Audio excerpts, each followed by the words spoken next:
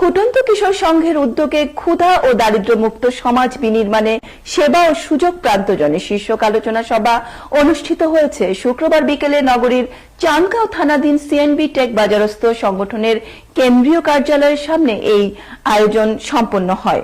ফুটন্ত কিশোর সংঘের কেন্দ্রীয় সভাপতি সাদ্দাম হোসেনের সভাপতিত্বে এবং সিনিয়র যুগ্ম সাধারণ সম্পাদক কামরুল হাসান ফাহিমের সঞ্চালনায় আলোচনা সভায় প্রধান অতিথি ছিলেন চট্টগ্রাম জেলার অতিরিক্ত জেলা ম্যাজিস্ট্রেট সৈয়দ মাহবুবুল হক। উদ্বোধক ছিলেন চট্টগ্রাম প্রেস ক্লাবের সদস্য সচিব জাহিদুল করিম কোচি। প্রধান আলোচক ছিলেন মাদকদ্রব্য নিয়ন্ত্রণ অধিদপ্তর চট্টগ্রাম মেট্রো উত্তরের উপপরিচালক হুমায়ুন কবির খন্দকার। বিশেষ অতিথি ছিলেন অ্যালায়েন্স ইন্টারন্যাশনাল ক্লাব চট্টগ্রামের district governor SM. Aziz, ATN news চট্টগ্রামের বিভাগীয় ব্যুরো প্রধান এস.এম. আকাশ, দৈনিক সময়ের কাগজের সহ সম্পাদক নূর মোহাম্মদ রানা সহ আরো অনেকেই।